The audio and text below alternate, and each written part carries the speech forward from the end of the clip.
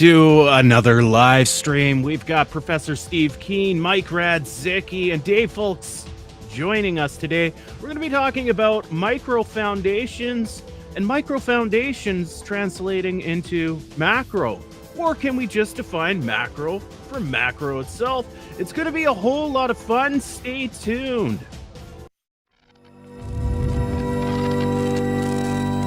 You are now relearning economics.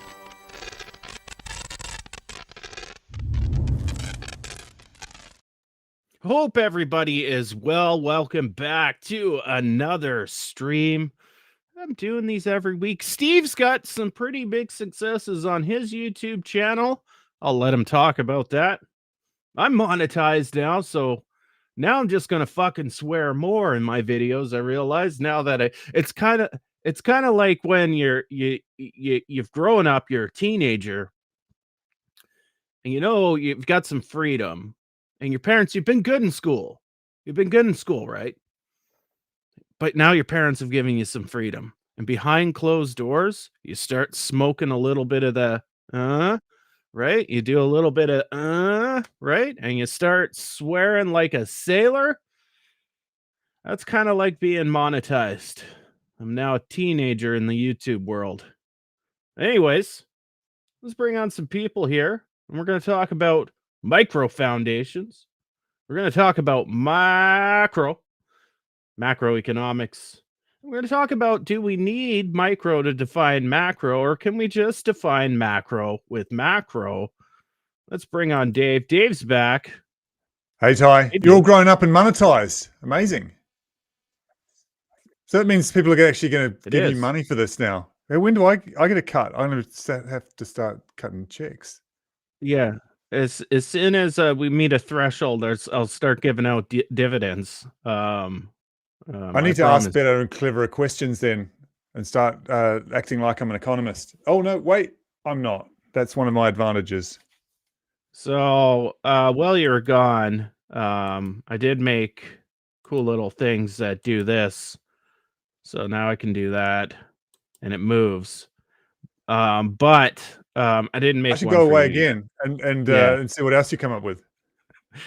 We got Steve. Let's bring on Steve. He's actually just a Elgato camera symbol. God knows what's going on. The bloody Steve, cameras. You've changed. Yeah, I know. It's my new look. I'll see if I can get the damn thing to work. It's for some reason.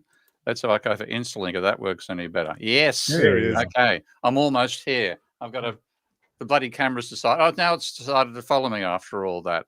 So let's see. When I turn it around, what do you know? Okay, I've made it. Okay. That's my macro lens foundation. But some things haven't changed, and I'm pleased to see. Sorry. What, bad puns? Jeez. Okay. Well, Steve, what's happened on your channel? So you've blown up, or something? Yeah. Well, I mean, this is sitting behind me. If I get out of the way. Hey. Passing 100,000 subscribers, and I've got to thank the marketing team, the Jordan's team that does my marketing for my online course. That's where I've increased the number of subscribers by more than a factor of 5 over this calendar year, from 20,000 to 106,000 so far, I think. So yeah, hats off to Jordan and Co. So 100,000 less of them and 100,000 more of us. That's good. The one we're going for. Yeah. Whether we can get rid of them is another story, but still, it's a start. If you're in the chat, make sure you leave your questions there. We'll answer them at the end of the show. Remember my rules from last week. You got to put a Q in front of it, or question. So you put question and then your question, or Q and then your question.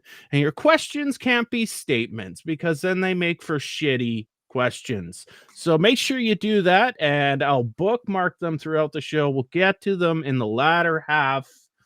Make sure you hit that like button, subscribe, hit the notification bell, leave comments underneath the video. If they're good comments, I'll heart them. If they're really good comments, I'll reply to them. Other than that, I'll ignore them. Steve, the concept of the show really today is, can we define macro from micro definitions or micro foundations, or can we just define macro from macro? Now, mainstream economics has adopted macro foundations to define its microfoundations. Yeah. Micro foundations to define its macro models.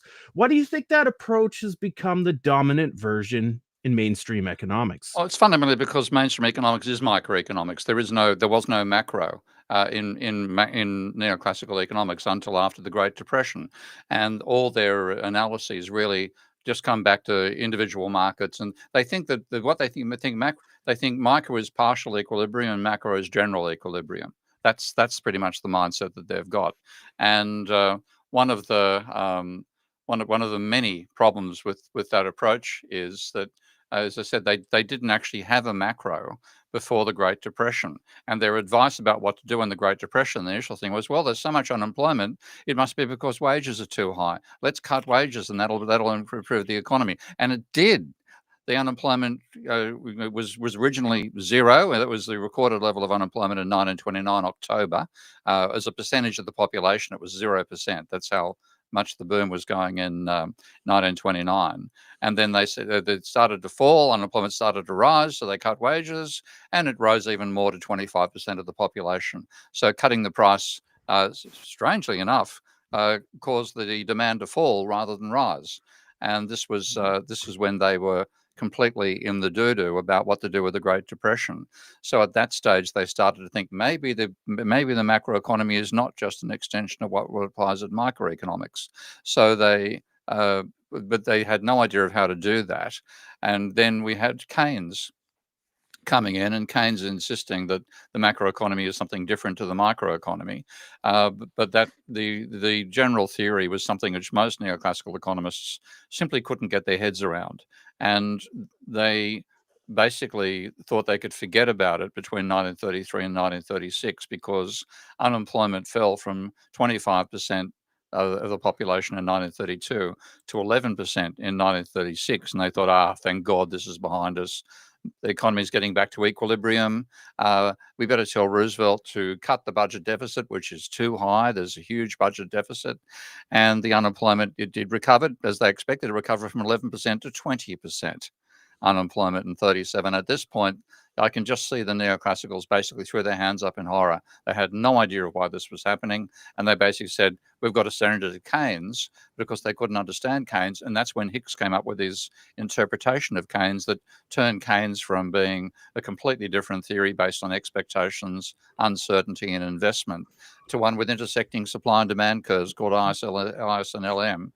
And then that's what took over. And before there was any attempt to, use this to actually decide how to manage the economy, World War II started, and the incredible level of government spending that generated drove unemployment down to zero again during World War II. And then after it, the neoclassicals throughout regarded Keynes as a like a virus. Okay, it's an infection, and it had to get rid of it. And by 1970, they'd pretty much worked how to get rid of Keynes, and they went back to basing everything on microeconomics. So macro for them is applied micro. And that's always going to be the default position because fundamentally their theory is a microeconomic one. It's not a macroeconomic one. Mike's in the house right now. Mike, I just asked Steve, why is mainstream economics dominated by micro foundations when it formulates its models? And we're thinking about DSGE models. And as a system dynamicist, Mike, what would your perspective be on the case why mainstream economics does that, and why system dynamics, on the contrary, is more of a tops-down approach? Well, a lot to unpack there. Where to begin? I guess neoclassical economists are more comfortable with the elegance and the sort of, in their minds, comprehensive nature of the whole microeconomic machinery.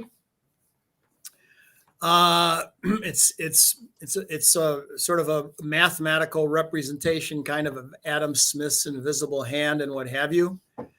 So and I mean it's also, they teach it because they were taught it. So there's probably a path dependent aspect to it. What is economics? What I was taught by my professors. So that's what I teach. Or what's in the textbooks. That's what I use. So it's probably a combination of that stuff. In terms of, let's see, system dynamics modeling, if we go to industrial dynamics and Jay Forster's first, book on the subject, he says very clearly that he doesn't object to modeling sort of individual entities if and when that makes sense, but it's easiest to start with aggregation. So instead of, he talks about water in a pipe, instead of modeling each water molecule, you want to model the flow of water through the pipe. But he doesn't preclude, at some point you might want to go down to a more individual level. But how a system dynamicist would do microfoundation is quite different from what that means in standard economics. If you remember, system dynamics modeling, when it's done properly, is pattern modeling, which means we're not starting with theory. We're not following Rene Descartes and starting with the mind and deriving testable hypotheses. Rather, we're detectives, we're physicians. We're presented with a problem and we're trying to figure out what's going on. And so we assemble clues into a pattern using a systems approach. And we look for generalities. We would build up to theory. So it's very common when we go into a consulting engagement, let's say, in a firm, to ask them, well, what do? You do it all day, every day. They can tell you, and we can capture that, those decisions and what have you in system dynamics equations. At the macro level, so that's kind of a way of doing micro. At the macro level, what I guess we would do is look for generic structures, some commonalities among accounting departments, among marketing departments, among the shop floor, or whatever the case may be. And you start getting into industries and sectors, service firms versus manufacturing firms, or sectors, I suppose. And you get into, how detailed do you want to be? But we can utilize kind of standard formulations that we identify. So, for example, expectation formation. You can tell you, they know they can't always predict the future, but they can tell you what they do when they try to make some sort of forecast, or the process they go through to say, yeah, let's go buy that line of equipment or whatever. So we try to capture that when and where it makes sense. We don't try to willy-nilly stuff that stuff into our models just for the sake of enriching them, or whatever you might say. And finally, I guess I'll say it's system dynamics modeling, as opposed to, let's say, agent-based modeling, which is more micro foundations, I guess you might say.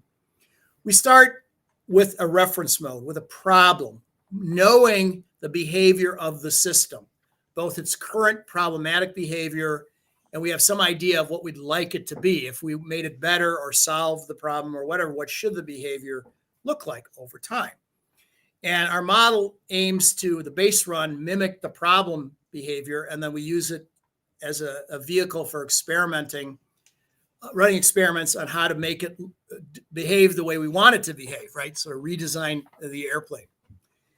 And agent-based modeling, on the other hand, does just the opposite. They don't want to know the aggregate behavior, and which is they sum up the behavior of the parts. They want to know the decision rules by the individual parts. Either if they're humans, well, what do you do when you drive to work? Do you weave in and out of lanes? Do you tailgate? Do you go under 5 miles an hour under the speed limit? Whatever you're doing. And they seed the model with these agents, and then the aggregate behavior emerges. They don't know what it is ahead of time. In fact, they say, if you can tell what the aggregate behavior will be from the decisions of the individual agents, then it's not a true agent-based model. So it's completely the opposite point of view. The aggregate behavior, the macro behavior, emerges and is not known to you ahead of time. So it's not without value. It's just a very different way of thinking about modeling let's say an economic system.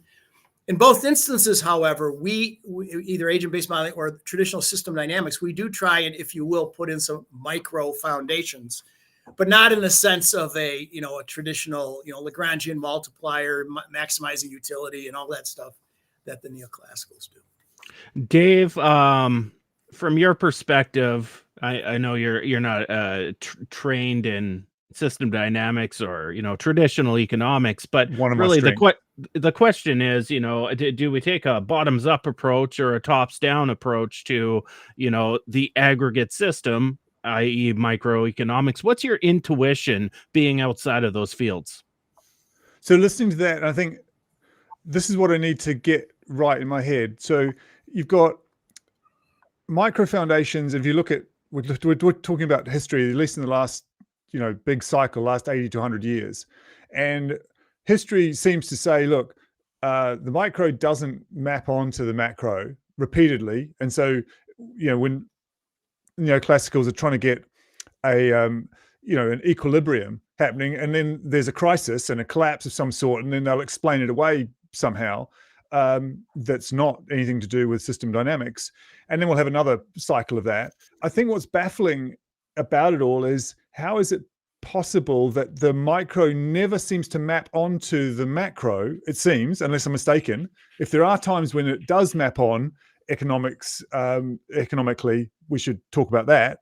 But otherwise, it just seems baffling to me that there's no pattern where the micro actually works as a way of defining what's happening in the system, and yet it's persevered. I find that culturally baffling. I really do. Am I missing something? Yes.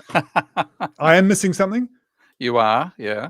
It's the neoclassicals believe that you can derive the void. Really, the Okay, we gotta stop this, Steve. Adjust yourself so you're in the middle of your. Oh, bloody hell! Yeah, let's go this way. It's doing a reverse trick as well. Okay, I'll lean over here and just hope that. Let's see. I'll tell you what it is. It'll be in your software. You've got the auto thing on, and you'll have to turn it off, which is on. I'll live. I think it's okay over this angle. I can stay here. Yeah. It is fundamentally a microeconomically based theory. And what that means is they think that what happens at the individual level can be scaled up into the national level. And in a sense, they think that all feedbacks are covered by being in general equilibrium.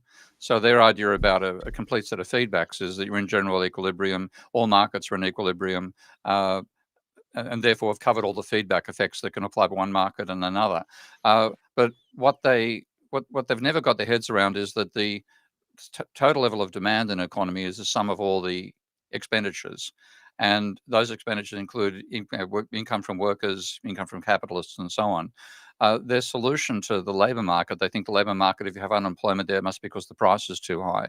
You cut the wages of people in that sector, and what you find is that cuts the demand as well that they then have for other commodities. So the feedback effects from the micro level actually undermine what they think they're going to achieve at the macro level.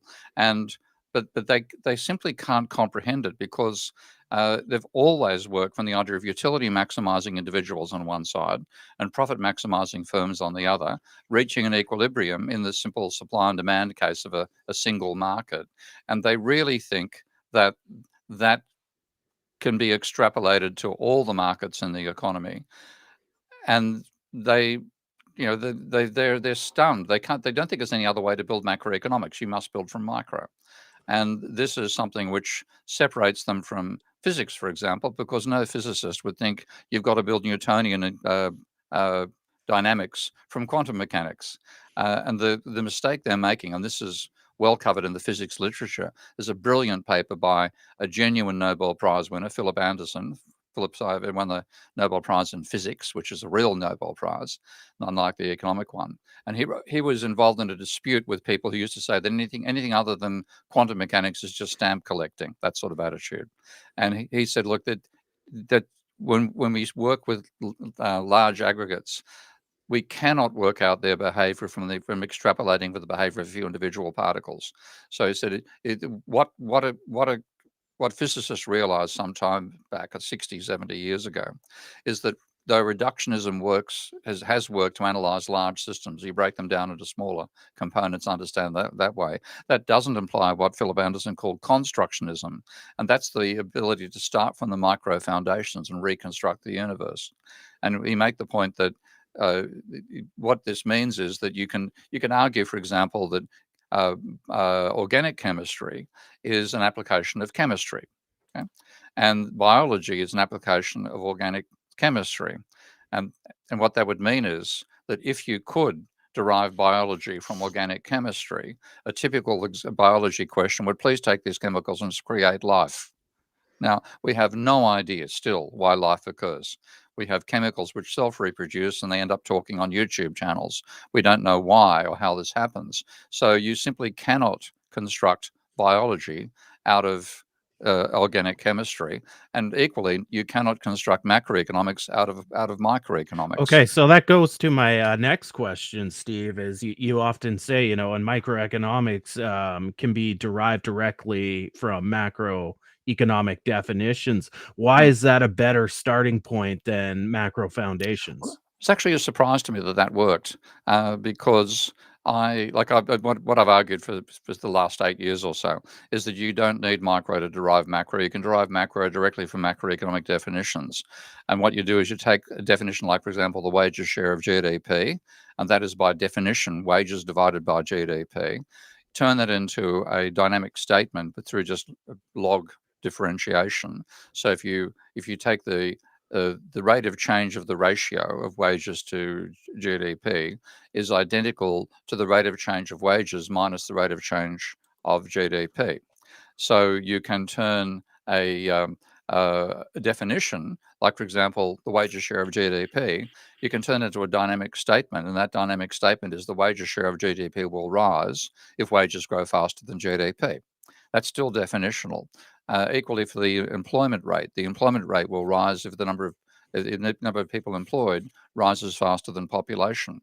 So you've now taken definitions and made them into dynamic statements, and then you create a link between them by saying, well, in what way does the wages share depend upon the employment rate, and vice versa. Make an extremely simple, genuine, simplifying assumption that workers' capacity to get wage rises depends upon the level of employment in some positive sense. If employment rises, then the capacity for workers to get wage rises will increase. Basically a Phillips curve relationship, but putting it in genuinely dynamic format. And they put those two together, and what you get is Goodwin's growth cycle. Okay? It was a complete surprise to me to that, because Goodwin's growth cycle was him being inspired by a comment by Marx about cyclical behavior of wages and profit share and investment, which he then turned into a mathematical model because he'd learned predator-prey dynamics from the leading French specialist in predator-prey dynamics in the 1950s. And then Wang puts together, and I say, well, let's just take these two definitions and log differentiate them, and put in simplifying assumptions, and hey presto, I got Goodwin's growth cycle. So the reason it works is because the definitions embody the structure of the economy. And to quote a non-neoclassical economist, a bloke called Karl, argued back in 1867 that men make their own history, but they don't make it under circumstances of their own choosing. They make them under conditions passed into them from the past. And in that sense, the definitions capture that because they embody the structure of the economy. The total wages depends upon employment. It depends upon the wage rate, which depends upon employment, et cetera, et cetera. And you end up with a system dynamics model, which you can derive from definitions. And it gives you all the classic post-Keynesian models drop out that way very easily. You don't get hide nor hair of neoclassical results. You get post-Keynesian economics coming directly out of macroeconomic definitions. So the model you described, of course, I post it on social media all the time as, one of it can describe the class structure. Now, of course, I get a lot of negative feedback on that, but you did an extension. And so, Hyman Minsky had a verbal representation of the financial instability hypothesis. Yeah. But how did your mathematical, model capture his insights about instability? Because what you just described there was the Goodwin growth cycle. Yeah. And one thing, the neoclassical models don't do is include debt. So describe how you added in that third system state. Yeah. That's really because I was channeling Irving Fisher. So if you look back and see how did Irving Fisher explain the Great Depression, he said it was through a debt deflation. That's what he called the debt deflation theory of Great Depressions. So he argued that capitalism is inherently cyclical, and that again is something which Minsky learned from Fisher and carried on saying it is never in equilibrium. It's always going to be cyclical. That in itself breaks away from neoclassical thinking, because all the neoclassical models are working around either assuming you're in equilibrium or assuming equilibrium is stable, and if you get disturbed from it, you'll return back to it at some time. Fisher said that Fisher is actually a fascinating case, because he was someone who was a complete believer in the neoclassical theory. His PhD thesis ported cross supply and demand analysis to analyzing financial markets. So back in the day, he was the most famous American economist, and known for developing the theory of finance. And as part of that, he made a couple of simplifying assumptions. The first simplifying assumption, because when you're working with like apples, it's a spot market. You pay your apple, or you eat your apple. It's all at one point in time. But finance markets obviously move through time. So to handle the fact is going from spot markets where you ignore time to a finance market where time is critical. You buy, you buy a bond at a particular point in time, or you take out a loan at a point in time. You've got to service it over time, and then you've got to repay it at some point as well.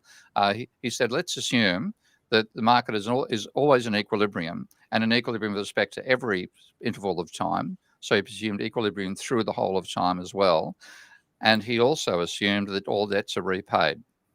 Now, that was not a bad assumption to make in 1907. He made the mistake of republishing his PhD thesis in 1929.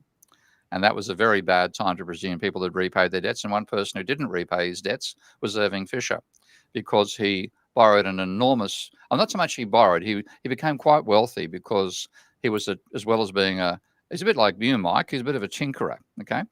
This stuff, he actually built a mechanical model to solve general equilibrium in the 1800s. So actually, in that sense, he was a predecessor to Phillips. Paul Samuelson called it the greatest PhD thesis in economic history. Yeah.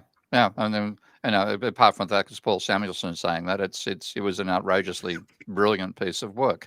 But in doing it, of course, he believed his own bullshit, and this is dangerous for an economist. So what he did was, as a tinkerer, he also invented the Rolodex. Now, you and I are old enough to know what a Rolodex is. Maybe let's see if Ty knows what a Rolodex is. You got to remember, we talked about this in a previous stream that come on, what's called you young bastard. Manexial or whatever. So I'm in touch with the baby boomers quite well. I have a connection, and I know what a Rolodex is. Okay. And in fact, I used to have one right behind my laptop, and I'd pull it out and I'd spin the cards. Yeah. Well, that was an invention by Irving Fisher. He then sold it to the Rand Corporation and began a seat on the Rand Corporation. So he became, as well as being a prominent academic, he was also a prominent capitalist, and he had a column in the New York Times and was regularly quoted in the New York Times as well. And his own theory basically said the stock market boom of the 1920s is because people are rationally expecting great returns in the future, so they're willing to pay high rates now. And he made a speech, I think on a Tuesday, a week before the stock market crash, when he said that stocks have reached what appears to be a permanently high plateau. I do not think there will be soon, if ever, a 50 or 60 point fall, such as Mr. Babson has been predicting, who was a contrarian in the same paper. Well, 1 week later, there was a 50 or 60 point fall. The market fell by 10%, and he was wiped out because, like so many other people, he'd taken on margin debt. And back in those days, margin debt let you put down $100,000 and buy $1 million worth of shares, but you had to maintain the value of the portfolio. So if the shares went up 10%, you went from having $1 million to $1.1 million. You doubled your money in that sense, because you only put in 100,000. You get 200,000. People, what about if the market falls 10%? Oh, that'll never happen. Well, it happened and happened and happened and happened and happened, and the market fell pretty much 90%. From the peak in 1929 to the bottom in 1932. So he was wiped out. He was actually sent bankrupt, but he avoided bankruptcy because his wife's sister was extremely wealthy, and she paid off his debts and then forgave the debts that he had to her on a deathbed. So he didn't actually go bankrupt. But in that situation, it was complete and absolute shock. And he basically saying, what led me astray? What did I think that led me into ruin? And he realized what he thought was a mistake was equilibrium. He assumed the system's in equilibrium. And there's a brilliant passage in his 1933 debt deflation theory of Great Depressions, where he says we can assume that economic variables tend towards equilibrium, but any equilibrium reached is going to be seldom maintained and rapidly disturbed by other events. Humanly speaking, disturbances are going to be coming out all the time. Therefore, any variable will be above or below its ideal equilibrium. It is foolish to believe that all the variables in the economic system can remain in perfect equilibrium, as it is to assume the Atlantic Ocean can be without a wave. So it was breaking away from equilibrium thinking. And then what he said, what caused the Great Depression was excessive levels of private debt at the same time as falling prices. And then he had a disequilibrium explanation for the Great Depression, and that's been the foundation of my work in Irving. Okay. Now, how did you integrate that into the Goodwin growth cycle model? Yeah, well, Goodwin had basically two variables: the wages share of GDP and the employment rate. And what he assumed, and this is a simplifying assumption, he assumed that capitalists invest all their profits. Now, that's the best possible situation. Those are really well-behaved capitalists, rather than buying Lamborghinis and lines of cocaine, they build factories and produce output. That's oh, come on, mate, they do it. Come on.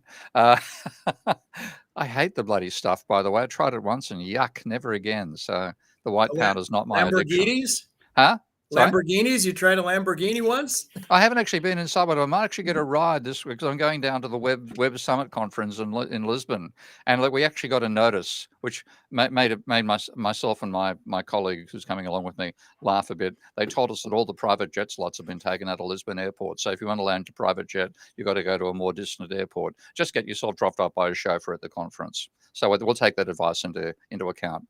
I'll make sure my seat in the KLM flight has a reasonable docking station. So that the Lamborghinis will be, I'm sure they'll be in evidence at the Web Summit. But no, no, that's never been the white powder. Yes, the white car. No. But yeah, you completely threw me there, mate. I'm off. Okay. So what Steve did, I'll answer the question because it's been about 13 minutes here. Steve added a third system state. So when as profit, no, I'll explain it. You lost your chance, Steve. So as the profits rise and you use a simple profit ratio, so you take profits divided by your capital stock, you have a profit ratio that rises, it's fed into an exponential curve. And that exponential curve dictates that firms can then invest more than their profits. If they're investing more than profits, there's net credit gain, which feeds into a debt stock, which is your third system state. Of course, you have to service that debt, and you do that with interest, and that creates the third, it would be the seventh loop in that system. And you get the financial instability hypothesis that Steve created. My next question, though, is more for Mike, because we saw an emergent behavior in that model, the intermittent route to chaos, as Steve describes it. Mike, a big part of system dynamics is emergent properties. I want you to kind of talk about how this is really important, because in system dynamic modeling, it's creating its own shocks because it's a path-dependent model. So the system states are changing through time, which obviously change ratios, which get fed into behavioral functions, and we get emergent properties. I want you to talk about how that is fairly unique versus, let's say, a set of equations that are solved simultaneously towards an equilibrium. So I guess I would start by answering Dave's question earlier about microfoundations. Steve provided an answer, and what I'm about to say is not inconsistent with what he said. In fact, it might just be saying the same thing a different way. But there's a property of linear systems that's called the superposition property. It basically says that the behavior of the whole is the sum of the behavior of the parts. And that's true for linear systems. However, the real world, real macro systems, real any systems, are nonlinear. And that property no longer holds. The behavior of the whole, the macroeconomy, is not merely the sum of the behavior of the parts. You have to take into account all of the interactions among the parts. So you have to approach it with a systems approach, you have to solve the model holistically or take everything into account at the same time. So there's, in some sense, a mathematical explanation for why, unless the real world is linear, summing up the micro behavior or thinking the macro behavior is the same as the micro behavior can't be done. Now, why? Well, why don't we just use linear modeling? Why isn't the world, if the world isn't linear, why can't we just use linear approximations? That should be just fine. And the answer is, for certain problems, I suppose a linear model will be fine. But nonlinear relationships are important as a general rule of thumb, heuristic, when there are limiting factors involved, floors and ceilings. If something can't go above something or below something, now we have to describe what's happening as the trajectory of the system approaches the floor or the ceiling. And that's a nonlinear relationship. If we're in the discrete world, you can have an on, off, up, down, if then else kind of thing. But in the continuous time world, you have typically smooth transitions to the floors and the ceiling and the ceilings, and that requires nonlinear relationships.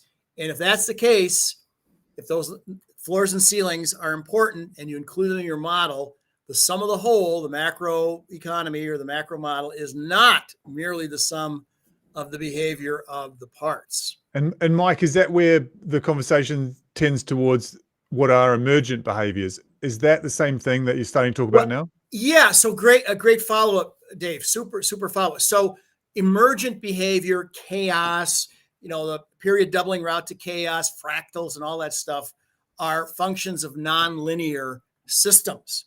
So linear systems don't do that. Nonlinear systems do. So in order to sort of address or try to get a handle on systems that can abruptly change direction, that we call shifts of feedback loop dominance, tipping points, and then of course emergent behavior and what have you, you have to do nonlinear modeling. And that requires tools like Ravel and Minsky and Stella and Vensim and stuff like that. And here's the question I think this was begging the question all along, with regards to getting neoclassical economists to see system dynamics as a way of viewing the complexity of a system like this at the macro level.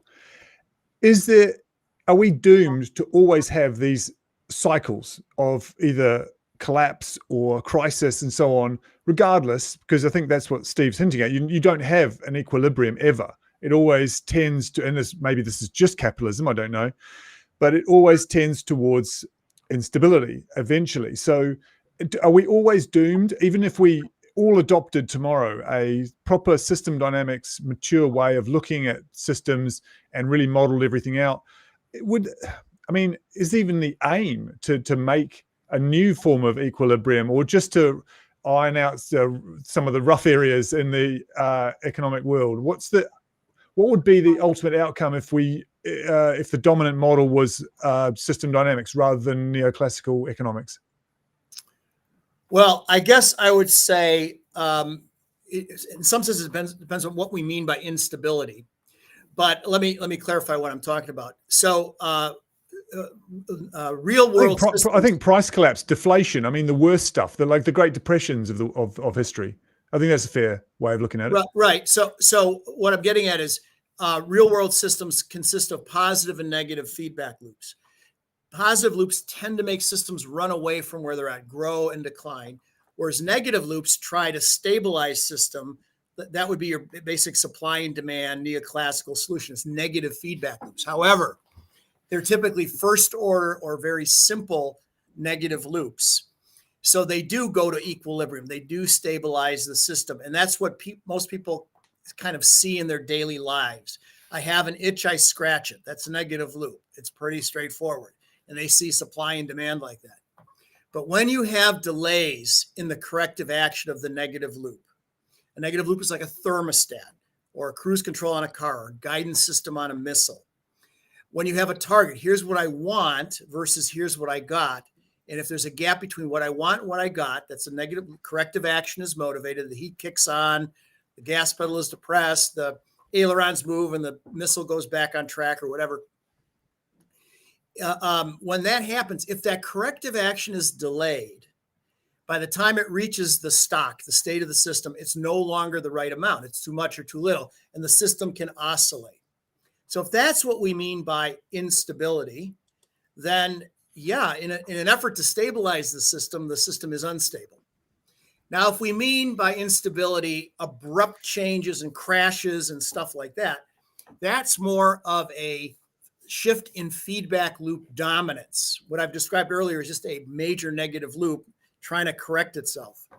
But if we mean by instability these abrupt changes, or either to crashes or from a smooth regime to a crazy regime or something like that, that is a function of nonlinear systems that can cause this feedback loop that was strong to weaken and suddenly this one take over and what have you. And that is also characteristic of complex nonlinear feedback systems like the economy. So yes, we are always doomed. However, we're going to define instability, whether it's oscillations, it could be the depression or the business cycle or these abrupt tipping point things or whatever, catastrophe theory. No matter how we're defining instabilities and big problems or whatever, yes, systems with humans in them are designed to do this. I don't think we consciously design them to do this, but that's what they do. But they do. So that's why we use system dynamics, not to forecast the future, but to say, in light of this, how do we redesign things? This is policy, so that we can stabilize the system and avoid some of this crazy behavior. In some sense, that's what Keynes, I think, was trying to do with the Bancor system at the international level and with the government's budget at the national level, is stabilize an unstable system. So That's great. Go ahead, Davey, if you got a follow up there. Only slight. It's just, I think it's important to clarify that. I think because it's very easy to get caught in the let's explain how the system is crap now, as it were, versus, well, actually the whole point of understanding all this is to find ways for a potential equilibrium being messed up to not actually be a complete disaster every time, to try and take some of the sting out of downturns, etc. Because that's the whole point of knowing this stuff, isn't it? Otherwise, all we're doing is commenting on current problems, and I think that's not on its own productive. So yeah, thanks, Mike. That's really important. Yeah, I might add, in a complex nonlinear dynamic system, in order to get equilibrium, and we can put our models into equilibrium 90% of the time, and equilibrium does exist, and it can be a useful reference point when you're testing the model and what have you. But in order to get a model into equilibrium, all of the stocks that are part of negative loops have to be at their targets simultaneously. And all the net flows have to be zero. All the inflows have to be matched by all the outflows simultaneously. So is that theoretically possible? Sure. Can we purposely put our models into that state because it might be interesting to know what that looks like, or more commonly, just it's a reference point because everything's a horizontal line over time, and then you shock it and you can clearly see the results of the shock. You don't have to disentangle it from whatever else the model is doing. But in the real world, you say that's a situation that cannot happen in the real world. So it begs the question of, why? I mean, I get it in the pencil and paper or the inkwell and quill pen era where you're doing economic modeling on a piece of scroll or something. I can see why they egregiously simplified matters and what have you, but it's not necessary today. So Mike's exactly right. And so when you're analyzing a system, I'll kind of linearize it. And so I'll make coefficients. And so then a log differentiation. So I can see where it varies from its equilibrium point. And that's what you should be doing when you're building a model and calibrating it. But Mike also hits another point. If the human heart is in perfect equilibrium, the patient's dead, and that's not very interesting to study. Mike kind of hit on the Bancor, and I want to bring in Steve for this one because I want to get this back on track here. Dave, so what I did there is I let Dave and Mike take over the show, and they're as bad as Steve, really. There you go. I'm about the only I always say sane it myself. Yeah. You're I'm gonna perfect, Ty. I believe in equality, and that involves me even critiquing maybe I get off track too. I'm getting off track right now. Steve, you've called it, and I want to kind of go back to debt here, and you've called it, instead of endogenous money, you called it BOM. So bank originated money and debt.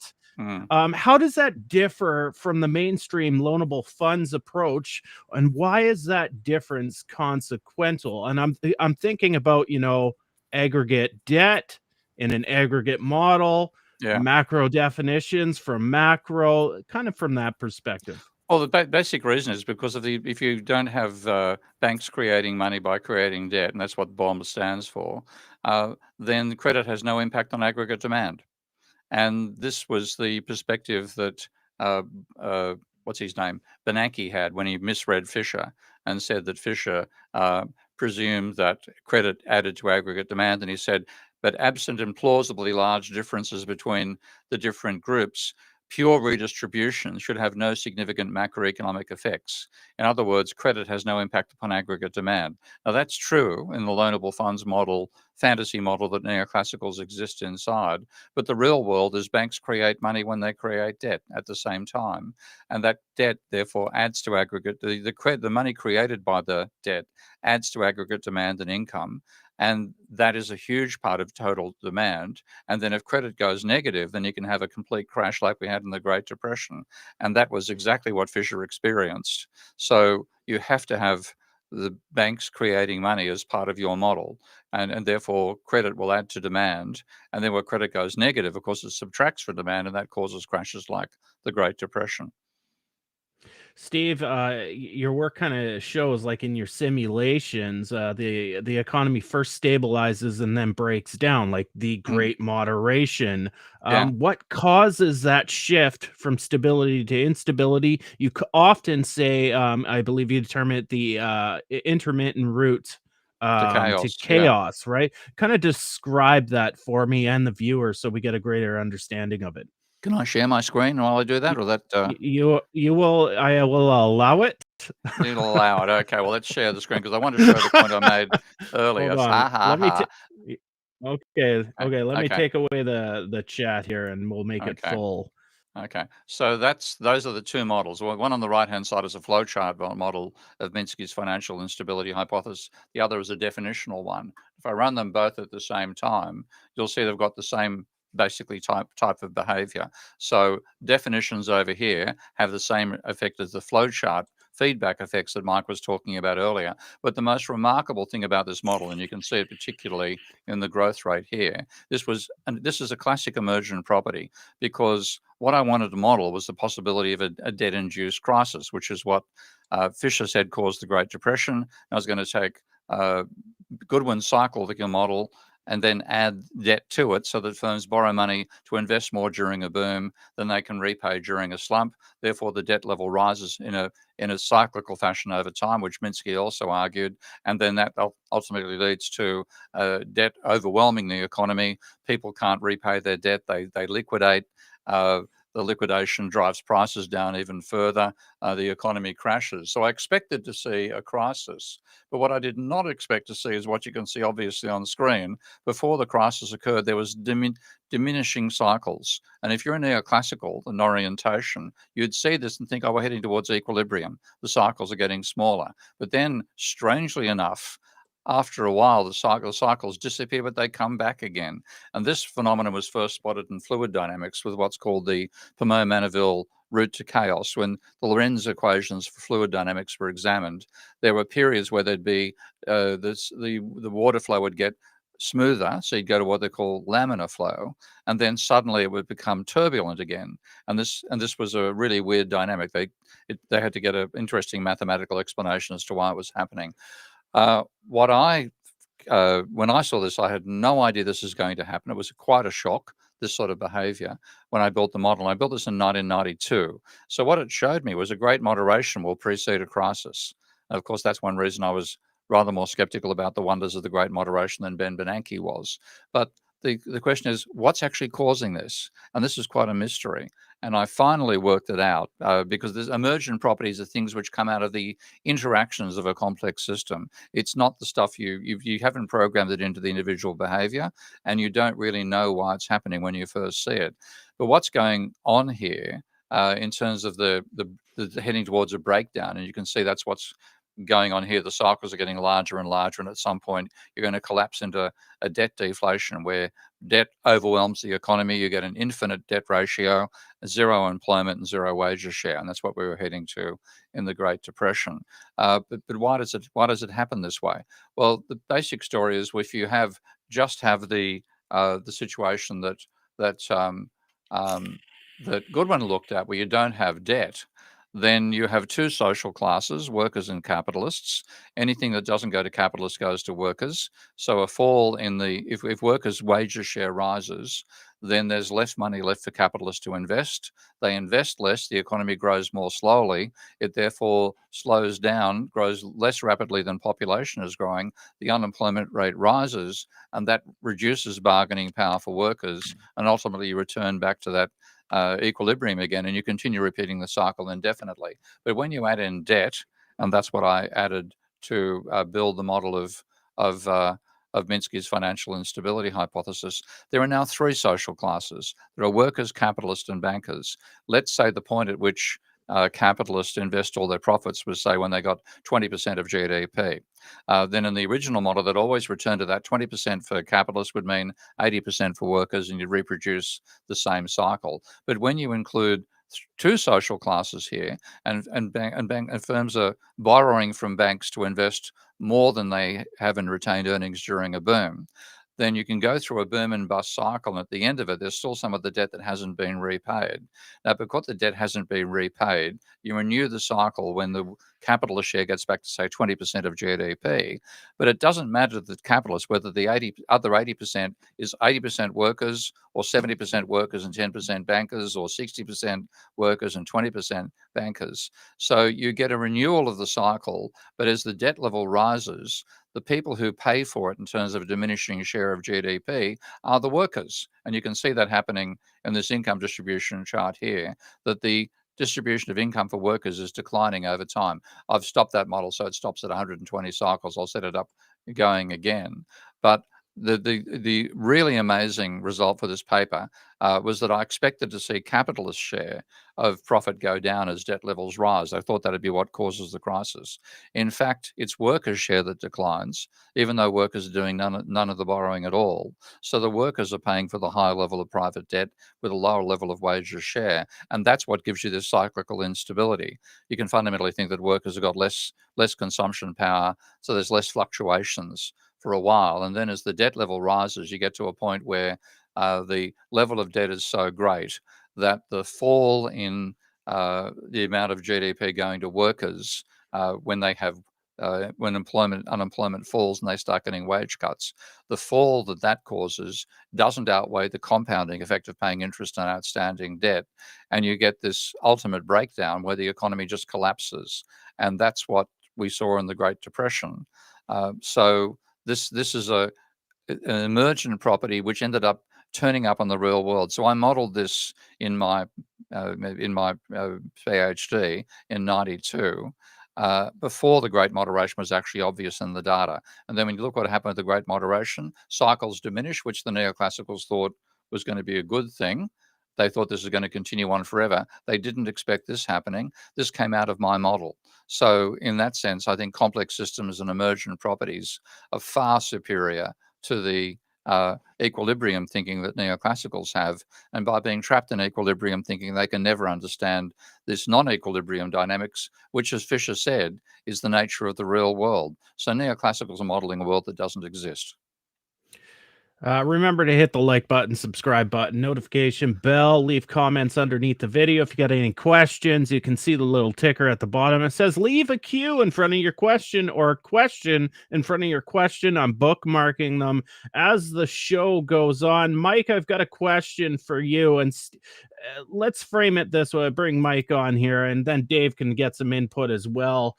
So the Goodwin model is essentially a predator-prey model, a little more advanced. So the predator-prey model didn't have really any behavioral functions. You know, as prey went up, there was more food for the predator. The predator's population went up, but of course it ate more of the prey. The prey went down. The predators didn't have food to eat. The predator went down. You had this cyclical pattern along the way.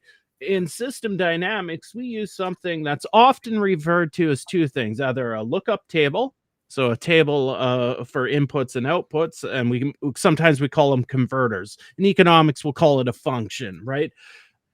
Describe how important that is to a system dynamic model. Now, you can get, like I said, you can get behavior out of a simple predator-prey model, but you also want to put behavioral type functions in it. I think Jay Forster called it once small signal approximators as well, if I am correct.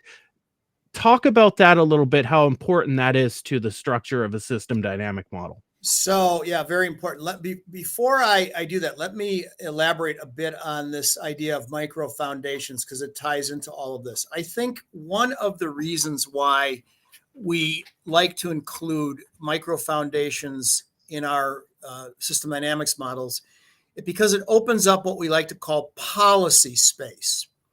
So the question is, where and how can we intervene to change the behavior of the system, to get the airplane to fly more like we'd care to have it fly rather than it is currently flying, right? So let me give you two examples of what I mean. So Dick Thaler, Nobel laureate in economics for behavioral economics, did a study. I think he had a co-author. I don't remember the co-author's name, but at any rate, how do we get people to save more for their retirement? And the answer was that people are present biased. So they worry about attach more weight to what's going on now than in the future. Retirement, oh, that's down in the road, decades from now. And they got them to save more for the retirement by asking people to save a higher percentage of their raise rather than their current income. And that came from behavioral economics. That worked as a policy, right? Another example from system dynamics is the beer game, which you may or may not be aware of. It's a classic game. It's been played since 1960. Beer gaze, as in the beer game. Beer game, okay. Yeah, and basically you run a production distribution system. It's on a game board, and there's a retailer, wholesaler, distributor, and factory or brewery. And you get 4 players, one at each station. You can have 8 if you have a partner sitting across from you. And it's a very simple game. If you want more beer, you have to order it from your supplier, the person to the right of you. And if you're the factory, the brewery, you have to make more beer. You don't order it from anybody. And so orders go upstream, and then the beer doesn't get to you immediately. It comes downstream, right? So it's a negative feedback loop system. Here's what I want for beer in my inventory. Here's what I got. If there's a gap between what I want and what I got, I initiate corrective action. I order more beer. But there's delays in the system, so by the time the beer gets there, it might not be the right amount. And the retailer gets his or her orders from a deck of cards from the game facilitator. And everybody who plays the game gets a giant oscillation, huge amount of inventory, and then, they get way out of inventory. They have backlogged orders like crazy, and then they get way too much inventory. So is one of the cards, there's a pandemic. Is that how they get? So the retailer knows what's on the deck of cards, because the retailer's getting his or her orders from the deck of cards. Everybody else is getting their orders from the person to the left of them, right? And reacting to it. So when the game is over and you get these big oscillations, you ask people, everybody but the retailers, what was on the deck of cards? Draw me the pattern. And everybody draws the oscillation that they experienced. Turns out there's no oscillation on the deck of cards. It was 444, 8 for like 36 periods in a row or 46 periods in a row. And people were ordering 250, so stuff like that. Okay. So it's just humans getting in the way of a system and their expectations and perceptions, basically. Right. So John Sturman did a study. You keep records of what you're doing in the game. And he built a little model that said, all right, at each point in the game, what does somebody do when they're running their position? Because all you got to do is order beer, count how many cases of beer you have, pennies or bingo chips, and then order beer if you want. And he said, well, you have to be looking at your orders that you're getting from the person to the left of you. You have to be looking at how many do I have and how many would I like to have? You have something in your mind. I'd prefer to have so many. A lot of people start with 12. They want 12 because you started with that. They anchor on that. And then the supply line. Remember, I've already ordered beer, but it hasn't gotten here yet. And guess what? When he analyzed the data for people, the people who played the best attached weight to each of those things and didn't overreact. The people who played the second best overreacted to the jump in orders, the one-time jump in orders, but otherwise were cognizant of everything else. The people who played the worst forgot that they had already ordered beer. It just wasn't here yet. It's as though you went to a restaurant and ordered drinks and dinner, and the waiter comes back with your drinks and you look down and you don't have your dinner and say, I want to order dinner. And the waiter would look at you and say, well, you've already ordered it. The chef hasn't completed making it yet. Well, you wouldn't do that because you remember, I've already ordered the meal. It just isn't here yet. It takes time to make it. But people in the game routinely overreact to the one-time shock and then forget the supply line, so they overorder. Well, these are behavioral things, and this is where you could say, how do I stabilize the beer game? Well, might we give information to the player about what they've already ordered, or remind them, or whatever, policy space, adding to the model, adding to the system information that allows them to not do the bad things that they're doing.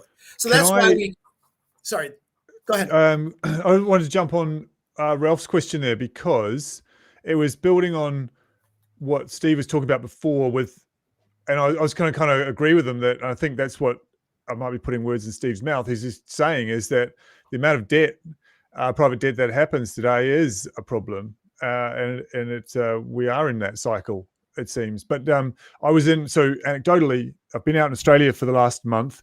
I was catching up with some old friends, and I was back in a town that we lived in for 10 years, where our kids were born and everything. And I hadn't seen mates for over a decade.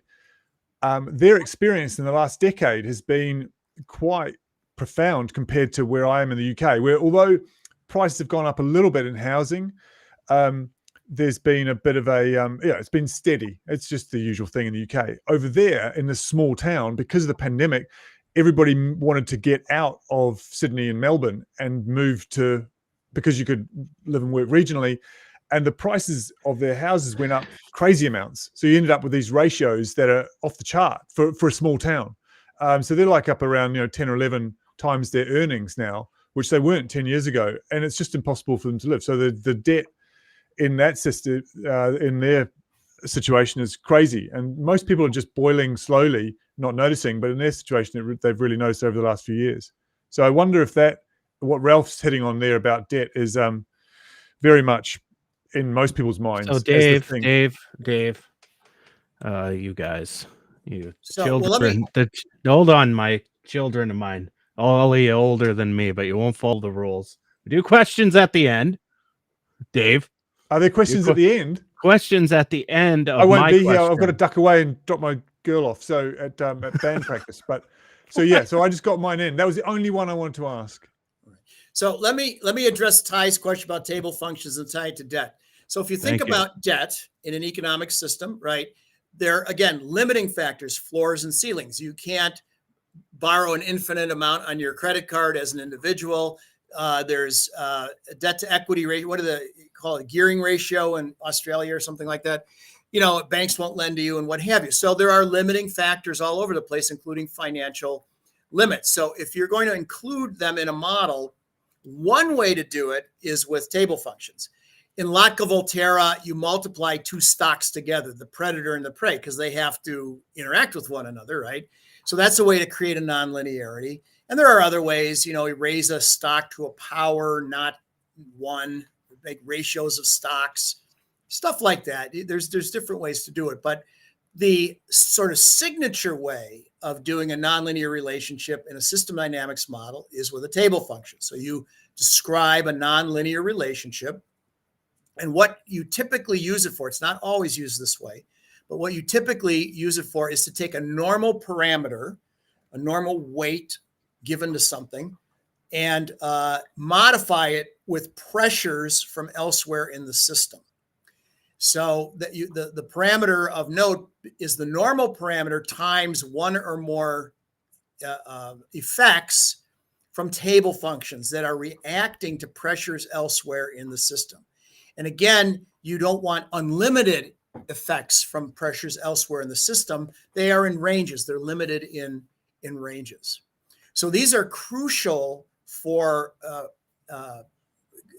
identifying and creating nonlinear relationships in system dynamics models. And as soon as you got those, then you get the emergent behavior, the shifting loop, feedback loop dominance, tipping points, complexity, what have you. So what Mike was describing there is we put, and then I'm going to flip this over to Steve about his two behavioral functions. We are essentially looking at, in this case, what I have on the screen is I'm proposing the employment ratio as a direct relationship to the capacity utilization index, and we can find this data. And Fred, essentially, there is a relationship between how many people are being employed at any given time and what percent of the factories that firms are using.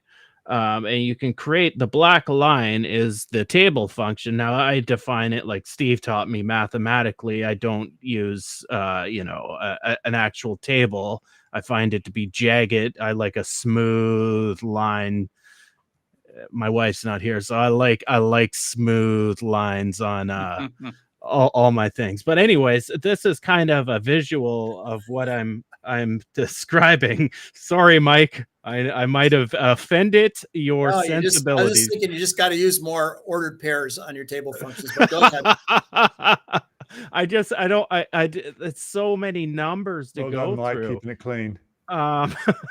But anyways, this is kind of what Mike was describing. Now, Steve has two in his traditional model, a wage change function. Goodwin suggested just a linear one. I believe Blatt suggested it was an exponential. And of course, then you used your investment function which is an exponential. Steve you knew about the Goodwin linear function, and you knew you should probably make it into an exponential. What was your process in modeling, your thinking when you're like, okay, I need to add debt? What made you decide, okay, I need an exponential investment function in my model? And again, to remind the viewers, instead of that black line being in the shape of a sigmoid, which it is now, it would be just a black exponential line. Yeah, Steve. Largely, I mean, I was just being influenced by Blatt because Blatt basically said all relationships in the world are nonlinear. There's no such thing as a linear system. It's like saying there's a non-elephant elephant. Okay, everything in the real world is nonlinear. Even a straight line is nonlinear unless it goes from one side of the universe to the other. So everything is ultimately nonlinear. And therefore, that's what I went for realism in how I model the system rather than simplicity. At the same time, I was influenced by a wonderful man. I think you know him, don't you, Mike? Carl Chiarella. Did you ever meet Carl? No. Okay, Carl he did a PhD in pure mathematics and then a PhD in economics. Did the mathematics under John Blatt, which is an intimidating experience. But he built extremely large nonlinear models, like 10-dimensional nonlinear models. But they were nonlinear structurally. And this is something you didn't mention earlier that's worth elaborating on here. You get nonlinearities come out of the structure of the economy. So, for example, if you model the wage rate, if you assume there's a uniform wage, and even that's a obviously a simplifying assumption, have a uniform a uniform wage everybody gets based on the level of employment and the level of employment as well, then the wage bill is a nonlinear function. It's the wages which are a variable times employment, which is a variable. So the gap between the two, which is the share going to capitalists in the Goodwin model, or capitalists and bankers in the Minsky model, it's a nonlinear. The nonlinear is inherent. You don't need to create it by floors and ceilings. It's inherently nonlinear. And then that is a vital element of the real world.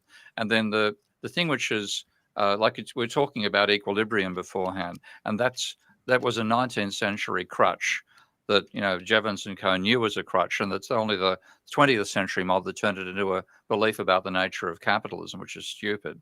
But the behavior of the system, neoclassicals really thought it has to reach equilibrium or there's going to be breakdown. The alternative equilibrium was collapse. Steve, I'll just interrupt you just because Dave, he's got to bounce to go pick up his kid. Dave, thanks for showing up. Finally, it's been a month. We appreciate it. And Tony, it wasn't my fault the weather was crap in Australia. Surely you can't blame me for that. You have one Kiwi in the country. He's on YouTube. You can blame anybody for anything on YouTube. Exactly. Hey, good to see you guys, and see you again next week. Okay, take care. Okay. Bye. Yeah. So nonlinearities are critical. They're structural. The system is nonlinear, and then that gives you cyclical behavior. And this the mistake that the neoclassicals have preserved. It wasn't made by the original neoclassicals. They've created the mistake themselves. Is to believe that the system persists. It must be in equilibrium. Now, when you look in the real world, complex cycles are an essential part of any living system. So our hearts are, we have cycles in our heart rhythm, cycles, circadian rhythm. If we didn't have any cycles, we would be dead. So living systems are cyclical. And that's by being obsessed with equilibrium, neoclassicals have distorted reality. And that's one reason their models fail completely. But it then comes down to how do you define? It's not, if you don't describe stability by equilibrium, how do you define stability of a system? And the idea of stability, which comes out of nonlinear mathematics, is an area called persistence theory. And what that gives you is that every element of the system continues to exist.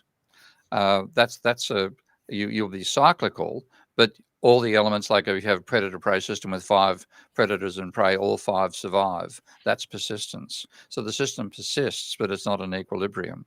And the thing which, like some mathematicians have done about my model, they said that the model with just the private sector alone, so you have government, you don't have any government spending, then that system does not persist. You have 3 species effectively: the wages share of GDP, the employment ratio, and the level of private debt.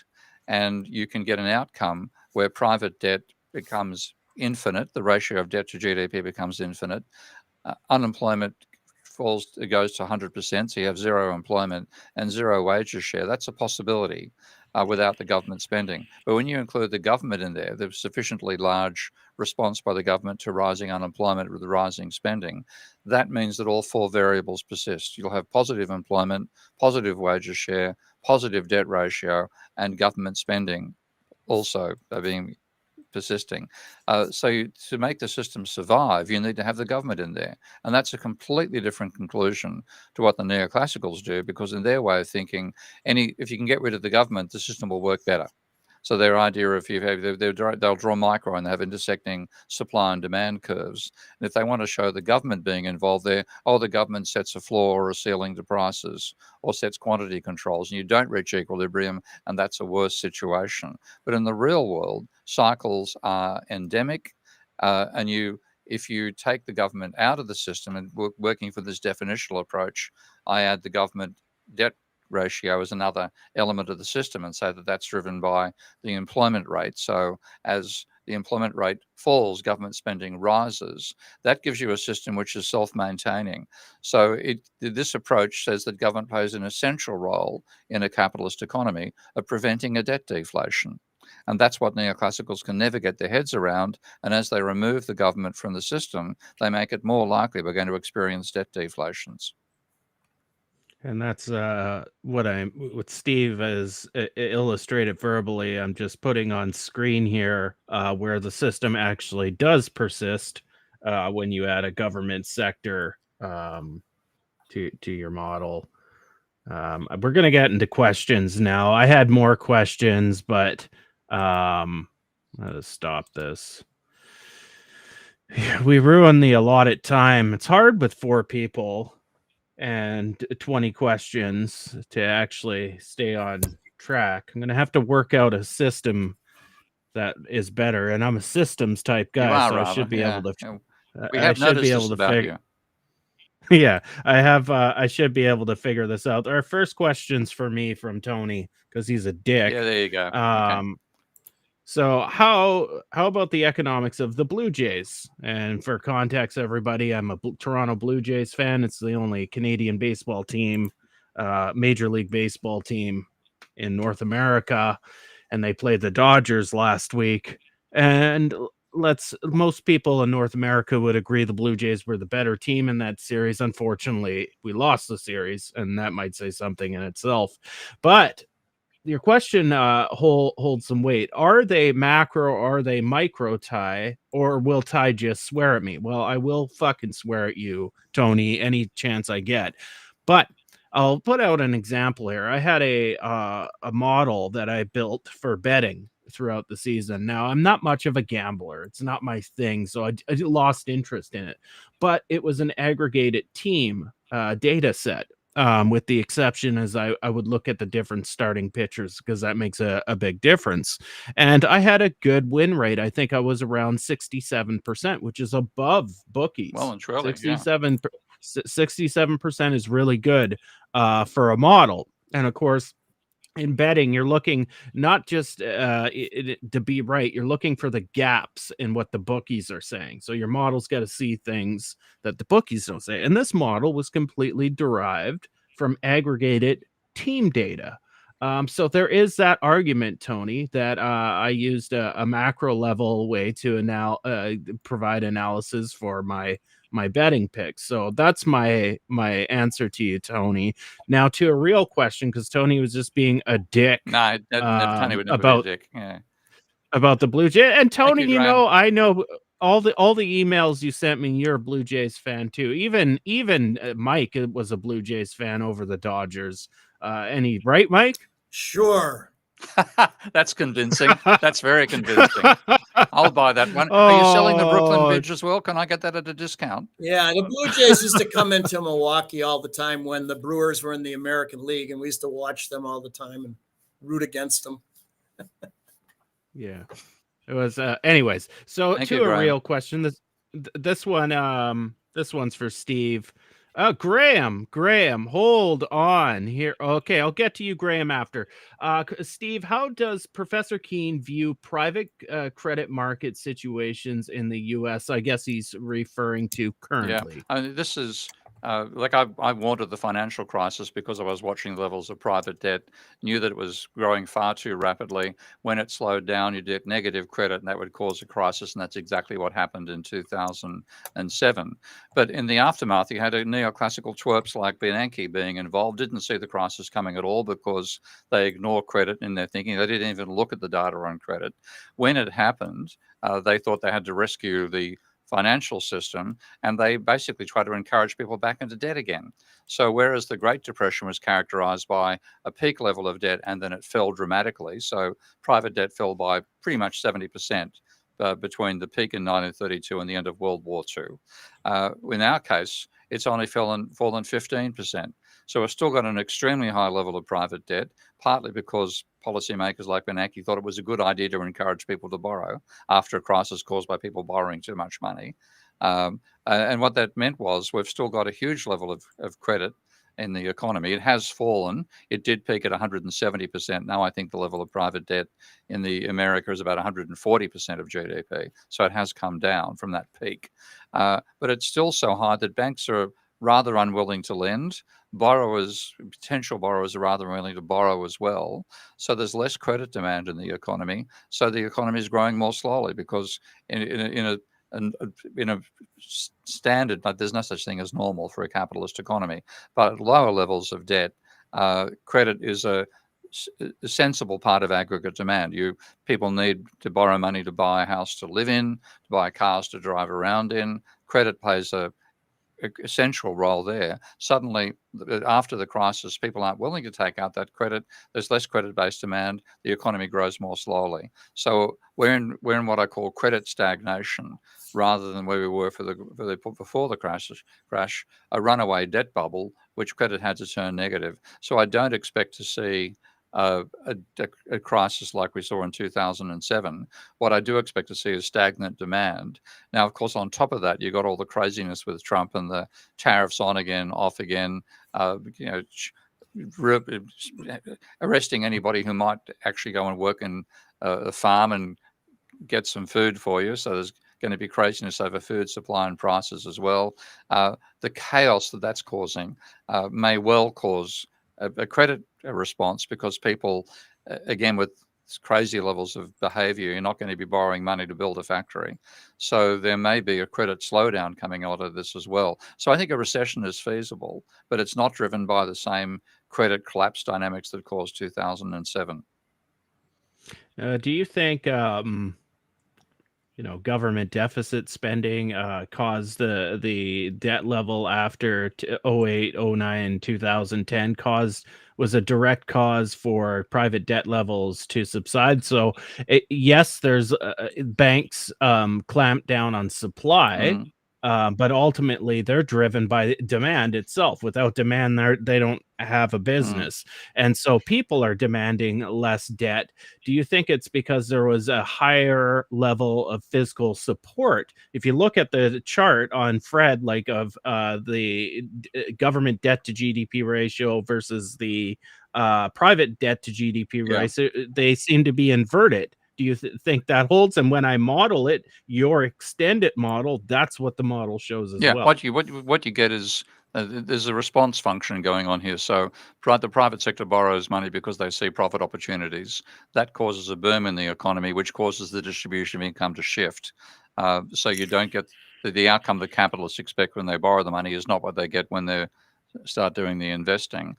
So you do get these cycles and breakdowns coming out of that. So when you get an excessive level of private debt, as we did back in 2007, people start to pay their debt off or they go bankrupt. That means credit is a negative contribution to demand, so the economy slows down. In that situation, in the post-war period, it didn't apply pre-Second World War, but after the World War II, because there's welfare payments, there's social security, unemployment, and income tax as well.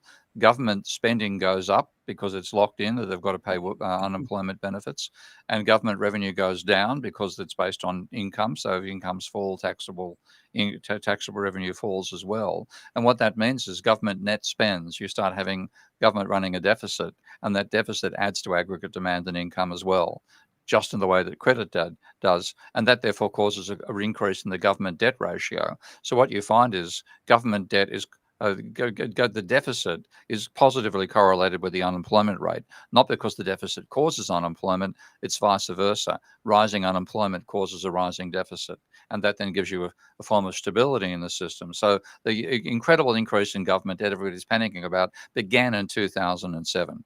Because of the private debt, which they ignored completely. So, we're stuck in a dilemma that's caused by having idiots in control of the Titanic. Mike, Steve responded to two parts of that question. Is it reasonable what he's saying, or is there anything you want to add on, or do you completely agree causally, what he's saying? Yeah, I think by and large, I think one of Steve's main contributions is not so much, although this is, adding explicitly the financial sector to macro models and adding, rather than the old Marxian workers versus capitalists, profits versus wages, adding the financial sector in there and showing that there's a third category of people arm wrestling for the GDP. But more importantly, the value, the importance of private debt in in macro dynamics. Everybody focuses on, in the U.S., the federal deficit and debt. It's 31 trillion or 37 trillion, whatever, and so forth. But what is ignored is the stuff that Steve is talking about. And yeah, it's super important. It's weird that economists would historically ignore it. I can see it in the, maybe Adam Smith ignores it because I'm not sure what the banking sector looked like in the 18th century, but certainly not in modern times. Yet economists they're still doing Robinson Crusoe models and corn models and things like that. So. Graham, so this is great. This is exactly, the life I was looking for. People are saying, thank you, Steve, and I'm getting paid for it. That is what I want in life. That is peak life.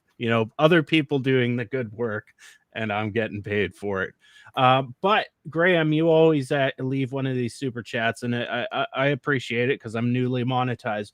But it would be even better if you put a question attached to the super chat, because then I would dedicate some time, if you're paying me, to your question specifically. So next time, you'll get some value out of it. Ask Steve a question, like a hard-hitting one, like one that you think, oh, this might be stupid or it might offend Steve. No. Throw it out there. You've done a lot of these, and I know Steve would appreciate it. A hard-hitting question. It's the I get easy so ones, many so many softballs from bloody time, and it gets boring after a while. What else do we got? Here's one for Steve again from our local Australian. Steve, have you considered that when the economy has that stable period, people feel they can borrow more because they perceive the economy is predictable? Your thoughts, Yeah, well, Steve? that's exactly what Minsky argued when he when he tried to model debt deflations in his financial instability hypothesis. And like the neoclassicals got caught in this absolute nonsense concept of rational expectations, which translates as assuming people can predict the behavior of the model they're in. They therefore can predict the future. Minsky said that's garbage. People respond to the current state of the cycle. And if you've been through a boom and bust and you're in the aftermath to a bust, then everybody's going to be conservative in their investment expectations because they've just been through a crisis. They don't want to repeat it. What it means is they have very high margins for error. So they've got they have, if things don't work out well, they've got a cash buffer to help them get through that period. But then when the economy has recovered from that downturn and is still progressing forward, people who took out more leverage made more money. So what happens is people then think, oh, we're too conservative last time. We should have taken a higher level of gearing. We would have made more money that way. So you flip from a depressed expectations to what Minsky called euphoric expectations. And that's precisely what we saw in the Great Depression. It's what we saw in the 2007 crisis as well.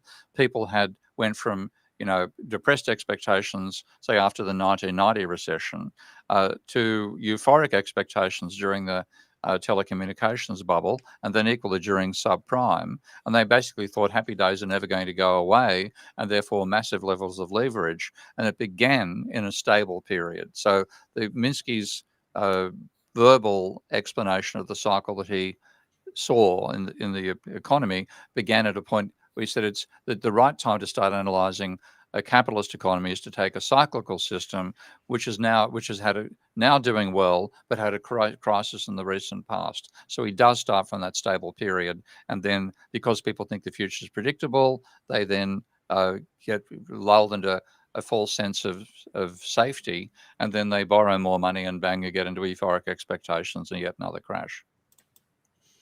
Mike, do you have anything to add on to what Steve said? Because I'm prepping the next question here.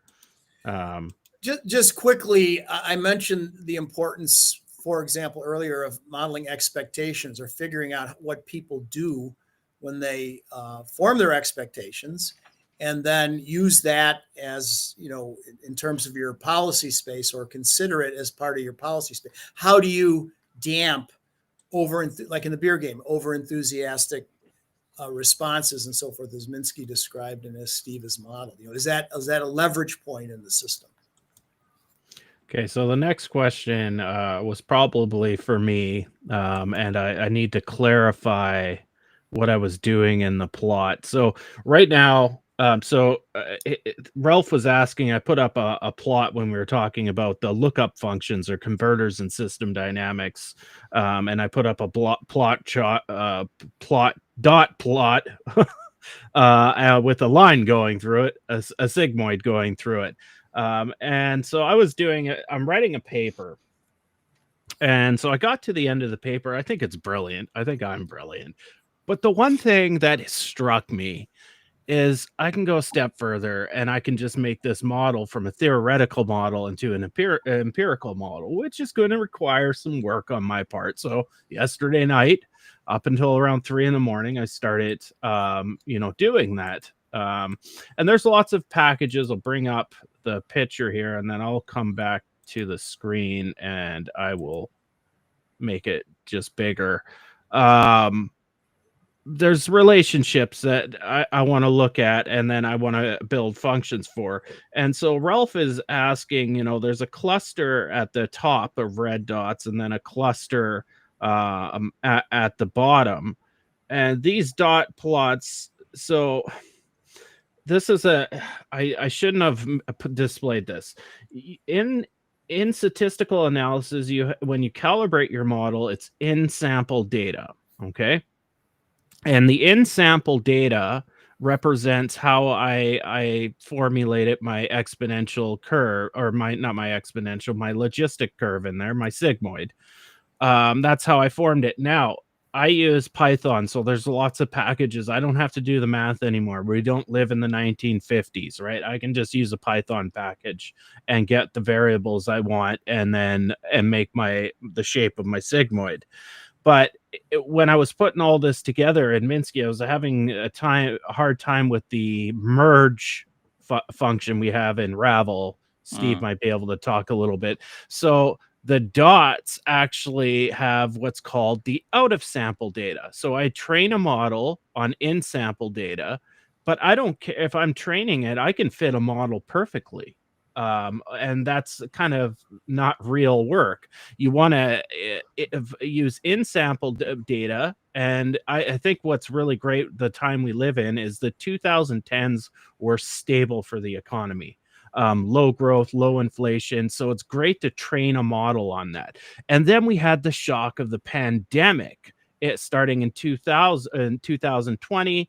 And so my out of sample is 2020 to 2025, and my in sample data was 1990 to 2019. A very long a data set. And so, but the dots on this include the out of sample. So those dots clustered at the very bottom is COVID. And so I wanted to see how robust the period between that I used in sample data would address the COVID shock. And that's just a proper way to do statistics. So why Ralph is asking, probably he's like, why doesn't your black line dip down to that bottom region, that bottom left-hand corner? Because that's out of sample data. And I can't figure out how to exclusively just have the in sample data as dot plots in Ravel for some reason. And so that's more me doing a display era. So those bottom dots down there are the extremes of the pandemic. And in fact, they're not even in there. And then, of course, you remove those dots and you understand, okay, that's the shape of your logistic. So that is kind of what happened there, Ralph, to answer your question. So the dot plots are a representation of the employment ratio and the capacity utilization index going through time, essentially. And then the black line is the mathematical function I created. So when my model runs, and let's say my employment ratio is at 61%, so run a line up from the x-axis. I'm not on the screen. Oh, there's my mouse. So run it up from the 61 on the x-axis to the intercept point, and then go to the y-axis that suggests that the capital utilization index would be at 77% in my model at that time. So Ralph, that's my long-winded answer to your question. I will remove this from the screen and get to the next question that will be more interesting for Steve. Well, Colin. Let's do one from Colin. Wouldn't the bankruptcy of farms in 1928 use micro to explain the Great Depression starting in 1929? Macro used to model macro. Steve, you can start and then. Sorry. No, there is certainly going to be. That's many. When you're building a model, you're not including everything that happens in a system. This is one thing the neoclassicals are right about. A model has to be simplified compared to the system you're looking at. So if I'm looking at private debt dynamics, I'm ignoring what's happening with the farmers in 1928. But the farmers in 1928 could be a significant event that came through and disturbs the macroeconomy. But in fact, when you take a look at the data, again, it's the same as you see for the global financial crisis, only more extreme because of the absence of government spending to counteract the downturn that occurred in 2007. That didn't exist back in the Great Depression. And it's overwhelmingly obvious that a private debt bubble caused the boom and bust, and it broke in 1929 because that's when the stock market crash occurred and people were wiped out by margin debt. So it's absolutely a debt-driven phenomenon. By the way, I'm going to show why I have a similar attitude to talking about the most recent, the global financial crisis, because here I'm going to push the friendship again time, sharing my little bit of data here. They're asking a question people asked earlier about credit right now. The middle graph there is credit versus unemployment. The red line is unemployment. The black line is credit.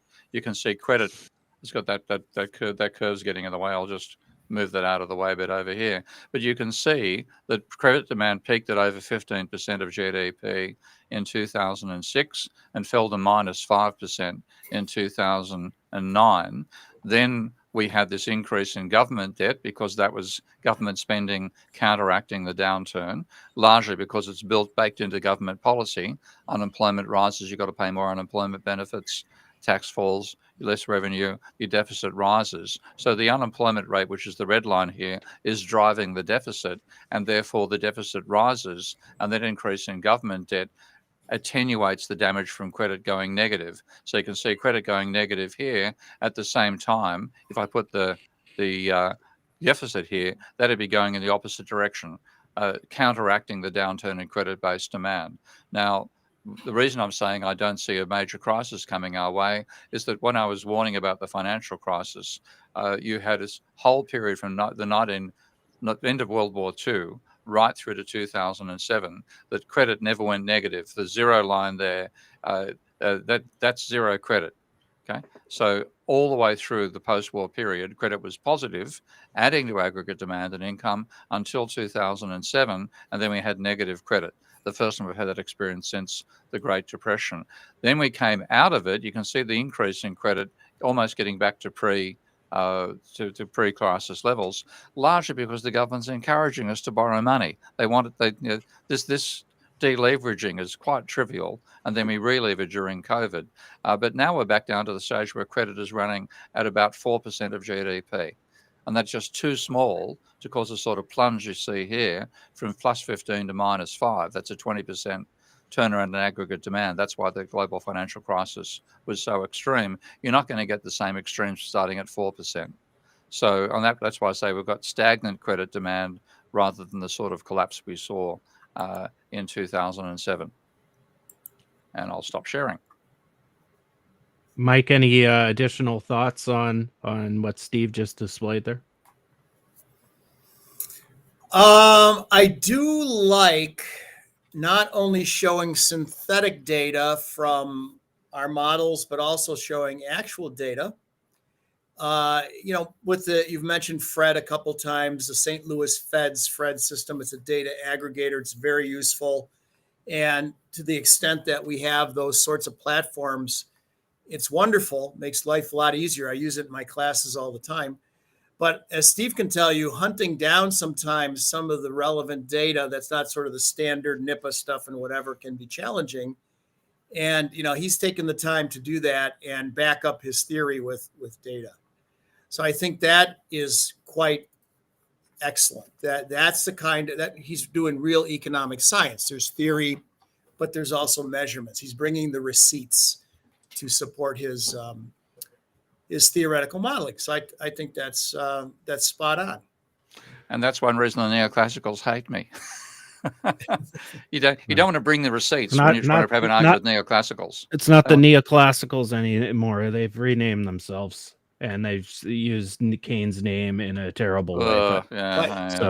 By the way, just real quick, I was thinking about something when we were talking or reflecting after we talked about table functions, and you were showing your sigma, that Steve's big buddy, William Nordhaus.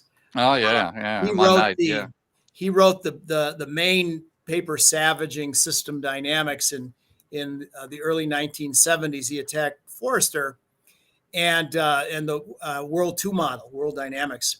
But he had a lot of criticism, but his main criticism was table functions.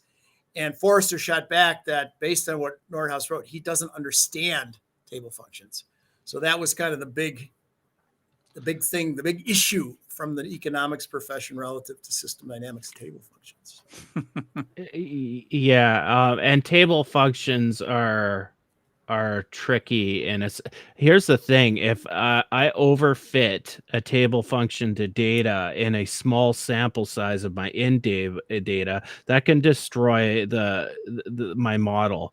And because we use accumulations in system dynamics, if one point of the model I have a function and it's really good and it handles a shock in the in-sample data, and then I try to use it in an out-of-sample data, it may accumulate a couple stocks out of proportion. And so as your cone of uncertainty in forecasting, even if it's qualitative forecasting or quantitative, it can really, so it's a bit of an art. I don't know if you would agree with me on this, Mike. It's not just using an algorithm like I did in that to just make my S-shaped curve. It's a bit of an art when you're calibrating too. Like I'll sweep the parameters. So if I do an in-sample to get that shape and then I apply it to a full model, but I'm not getting the results I want, I'll sweep the parameters in that sigmoid function.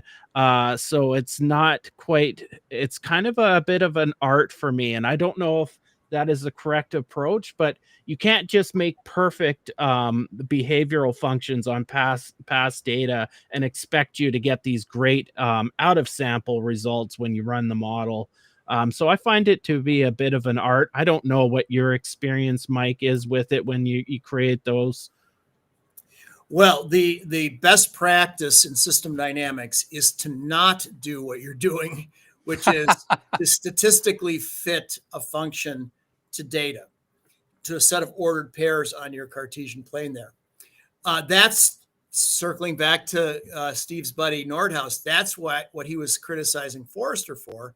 And Jay was like, you're looking at correlations, not causation. So it got into whether or not you should ever fit a function to ordered pairs that represent the two things on the axes, or you use your logic to define the shape of the function and what have you. And when I was taking classes out at MIT, John Sturman showed us some very clever ways where you can take a Cartesian plane, a graph, and show what sections of it are just not possible with a table function. So there's only so many ways you could draw the thing, right, in terms of causal relationships and whatever. You don't have to statistically fit everything. Now, having said that, not everybody in our field agrees with that. If you look at Roger Nail's master's thesis on natural gas exploration and discovery, he does what you did. He empirically estimates his table function. Roger went on to be the head of modeling for the United States Department of Energy and supervised a giant system dynamics model there for many, many years. I think he's retired now, but so Roger's was real good, and he did what you did. So let's call it a little bit of a controversy, but the traditional Forrester way of doing it is to not not do what you did. Yes. And it alleviates these sorts of issues you're describing. Yeah, so I would say that I use it as a starting point. So I fit the data, but then when I apply it to the model, obviously I may not get the results I want, especially with an economic model where I'm using aggregated survey data to make that. That's when I'll sweep the parameters. I know most system dynamic programs, you just make a table. I do it mathematically. I'll sweep the parameters to meet what I want. So at the end, that logistic won't take on the empirical shape that I got from the data. And that's kind of how I go about it. Another thing you can do that's kind of an intermediate between the two things I described, I do this sometimes, I show the students this in class, is you fit the model to other data, the data from a stock to real stock data and so forth. And you leave the table function as a continuous, not a piecewise interpolated function like a table function is, but you use a continuous, smooth function that by the various parameters, you can make it look almost any shape you want. It's like a polynomial, right? And you say, hey, iterate the parameters of the table function, and for that matter, the other parameters as necessary in the model, and fit it to the other data. And then it will find the table function for you that is consistent with the other data, but you're not fitting the table function to data, you're fitting the other. So that works kind of nicely as well. And it's like when you're not entirely sure what you're trying to use logic or whatever to try and figure it out, or don't have data on the two things on the axes. That's another kind of neat way to do it. You see this, Steve? This guy is a wealth of information. Like I could sit here, I could literally package him and bring him into my house and just put him beside my laptop and my workstation here and chain me to the wall. He does look a bit like a leprechaun. That's true. I went to Notre Dame. The leprechauns are, fighting Irish. That's right. Yeah, that's right. You're the pot of you forgot the pot of gold, but you brought the leprechaun. Yeah, so you need a leprechaun in your table. Pot of gold would be nice. Yeah, tell me about it. Yeah. So we've got a two-part here, and I'm going to give my explanation, then Steve and Mike can give your explanation. So first, Ralph asked, and this kind of goes back to our conversation before, what do you mean by arbitrary deficit spending? And then Data Lore responded, arbitrary deficits as in not spent on infrastructure, increasing output or productivity. And I've had this discussion with many people about, inefficient government spending to direct government spending on infrastructure that changes our lives. There's an argument that there's no difference. I know I'm going to make a blatant statement other than a second order lag. So let's look at it this way. You have a model that has government spending directly to firms, and we propose that a portion of those firm profits will get invested in their capital stock after share buybacks, et cetera, et cetera. And so obviously, if you have more profits, you'll get more capital investment. The economy can produce more people will be employed, all things equal with labor productivity. And we classify that as productive government spending. But then if we start saying, well, anything else is unproductive, we say, okay, well, what is unproductive spending? Maybe to households, that's not instantaneously productive. But ultimately, what do households do when they get money from the government? They spend it on firms for products and stuff. Their profits go up and the cycle happens. So I would say it's not that there's a difference between it. There's a difference in ordered legs. So if you assume that the system, a model would have bank accounts for consumers, the money goes into their bank accounts first. There's your first order leg. Then it gets spent some period after it goes in, and it becomes the profits of firms. Firms have some sort of function like Steve uses, and they invest into their capital stock, which is the second order, and then that increases the productive capacity of the economy. So I always argue there's no such thing as like bad government spending, but there are ordered lags of different types of government spending. So the lag will be different. And it depends on what we need in the economy. Maybe right now we need people to have money in their bank accounts.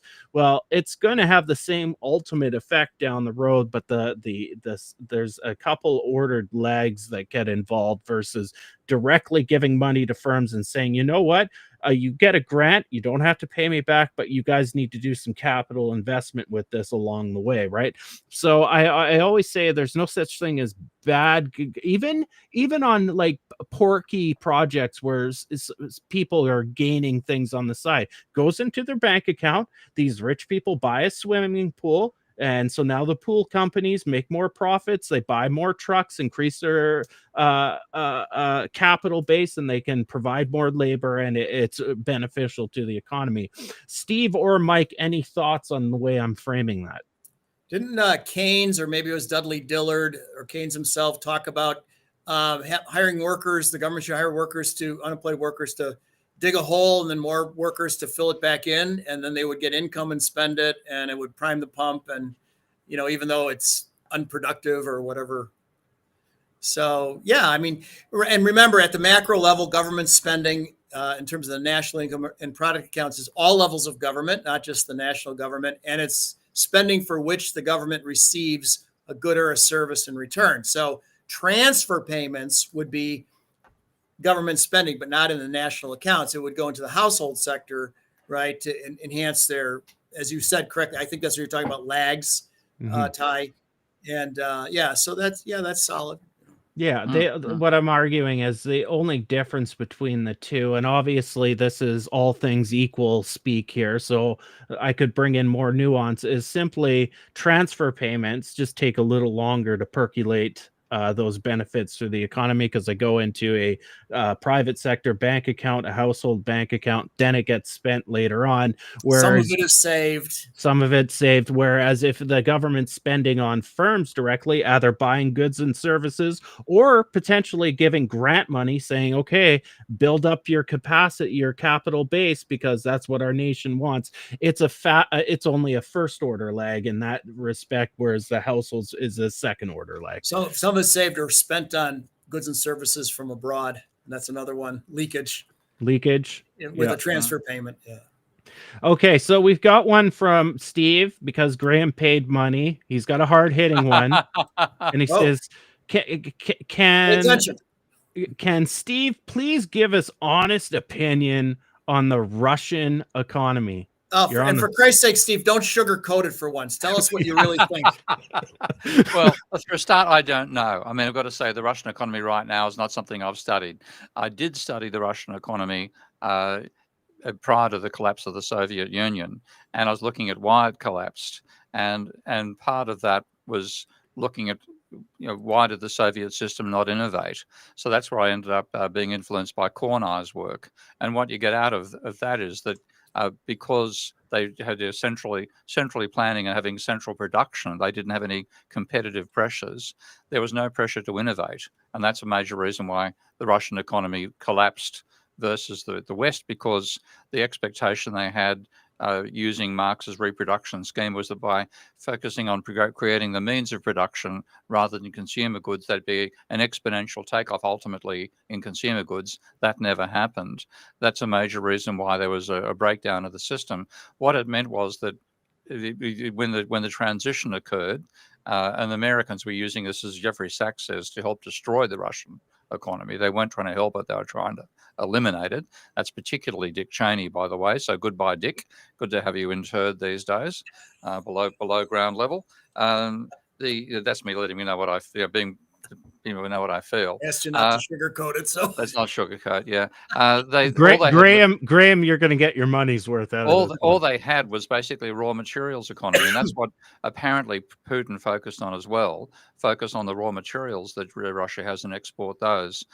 It hasn't developed industrial anywhere near as fast as China has done.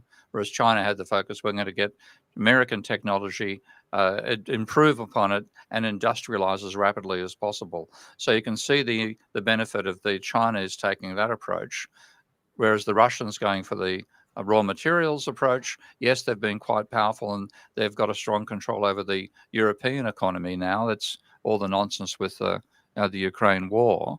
But it's not a basis on which you can industrialize and develop dramatically, whereas China's succeeded fantastically there. And I'm going to throw in one more screen share because I wanted to show one more thing, and that's the question about the Great Depression beforehand, and how whether that was whether the micro or the farming came in. This is the scale of the downturn that occurred during the Great Depression. And I'm going to be doing a YouTube video about the fact that by following neoclassical economists, we managed to reproduce what we should have learned to avoid. There's the private debt bubble for the 1920s. There's the plunge of the Great Depression. Then we go right back into another debt bubble, which is a bigger level. That's really courtesy of neoclassicals. And if you take a look at the amount of deleveraging we did after the Great Depression, which is here, versus deleveraging after the global financial crisis, nowhere near as much deleveraging. So we're still in a private debt encumbered system, courtesy of neoclassical economists who've never understood private debt. Okay, so we got another question, and this one, take this one down, is actually touches on my point that I just made. So this goes back to when Steve was talking about debt and in his model. So in Steve's model, debt is only accumulated by the financial sector. In the model, he makes a simplifying assumption that all income, it implies that all income from households is spent immediately. However, I've made huge national models, very complicated ones, and the only difference, again, is a lag in the system. So if debt is accumulating for the households, they have to service that debt, they spend less, and so instead of assuming that all income by households is consumed immediately in Steve's more simple model for illustration purposes, I show that it's just a lag. It goes through that bank account, right? Now they're spending less because they're servicing their debt load, and it ends up to being the same phenomenon as Steve shows, but with a first order lag included in it. So Ralph, there's no difference other than a lag. I will say, and Mike will agree with me on this, lags introduce emergent properties different than without those lags put into the system. So you just get a slightly different emergent property, but in totality, it's debt deflation ultimately with a lag. So I hope that kind of answers your question. We can and we have addressed what it looks like between firms holding that debt or households holding that debt. And my estimation, again, it's just a lag to the system. Do we have time? We've done Graham, we've done Ralph. Tony has one question. Again, just being a dick, making statements, but we'll give the last one to Tony. Steve, I'll do my Steve. Will anyone I can't do Australian. Will anyone in economics ever grasp the concept that some things do not need to make profit because they enable other things to make profit? And I think before Steve, I answered that again. You put money directly in a household's hands, that doesn't make profit, but it makes profit when they spend it. But Tony's, this is a good point, Tony. The neoclassical fixation is everything has to make a profit. That's the attitude they've got. But what that means is you charge people money to get on a train, which means they've got to get a wage that means they can cover the train fare as well as buy their food and groceries, et cetera, If you provide effective public services, which would make a loss, the government spends more than they get back, that reduces the cost level that applies for businesses, can actually make them more profitable. And this is a large part of the explanation for why China is more successful. And indeed, a lot of Southeast Asian countries are better at manufacturing than Americans because they've got cheap little things like, for example, food stalls on the side of streets where you can buy food really, really cheaply. They're not paying any rent because they're not paying rent. Rent doesn't have to be part of what's built into the wages, and therefore the wages can be lower. And all this sort of stuff means that the cost level of manufacturing in Asia is substantially lower than America, where everybody tries to make a profit on everything, and you don't get that fundamental mobility is an essential element of a successful capitalist economy. People have to be able to move from home to the office, from home to the factory, and back around again. If you make that fairly cheap and costless, low cost, then you enable your private sector to be more competitive. And it's this failure to realize there are some things which should be provided at low cost or at no cost to the consumer. Education, health, and being two of the major elements there. An educated and healthy workforce is a damn sight better for everybody than a workforce that has to remain dumb because they can't afford education and has to remain sick because they can't afford healthcare. So we can conclude that Tony had a legitimate question there. There you go. I know, it's letting the side down, Tony. Really. You've kind of ruined your mystique, mate, Tony. Yeah, your reputation's never going to recover from this. Yeah, you have a heart, Tony. You have a heart. And equally, he's right about infrastructure, maintenance, energy, and so on. That should never have been privatized. Trying to make and this is, again, the Chinese thing is a major example. Apparently, one reason that China's energy is lower cost than America is because of the scale they're operating on, where they're building national systems for 1.4 billion people versus America doing state level stuff where they're trying to make a profit out of state level infrastructure programs. The electric current is transmitted by alternating current in America, which the capital costs are cheaper, but the efficiency is lower and the costs are higher. Whereas the Chinese have got direct current now and far, far cheaper and far more effective. Higher capital costs, but lower per unit costs. So energy costs in China are 1/3 what they are in America, apparently, and that's a major reason why American manufacturing can't compete with the Chinese these days. I have my subscribe logo that is frozen, but basically what I'm trying to say with this logo, if you like the episode, hit that like button, subscribe, hit the notification bell, leave some comments underneath the video. If there's ones directed at Steve, say this is a question for Steve, and I'll remind him, hey, there's a question there, and I'm sure when he gets some time, he'll try to come answer it. Other than that, it's been fun. Steve broke the rules multiple times again, but you know what? He's a rebel economist. We can't expect anything else. I'm a rebel broadcaster. Yeah. Yes. Mike, on the other hand, I think he only broke the rule once today, and He's I don't. Well-behaved Lord Precorn. He is well behaved, right? This is why. So my better half watches some of these sometimes, right? Like if she's here, she'll be listening, and she can put it on the big screen. And Mike, she really likes you.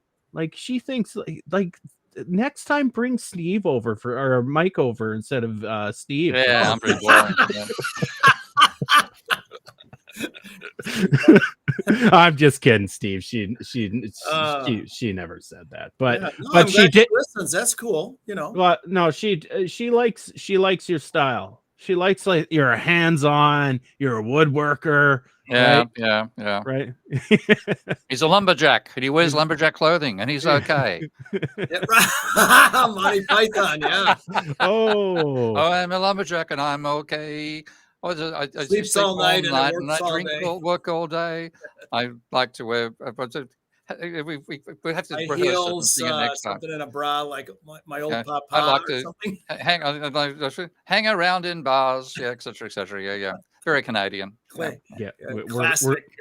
We're gonna end the show now because that's where this is really going downhill. Yeah. So, anyways, we'll see you guys next week. Bye. Okay. Bye.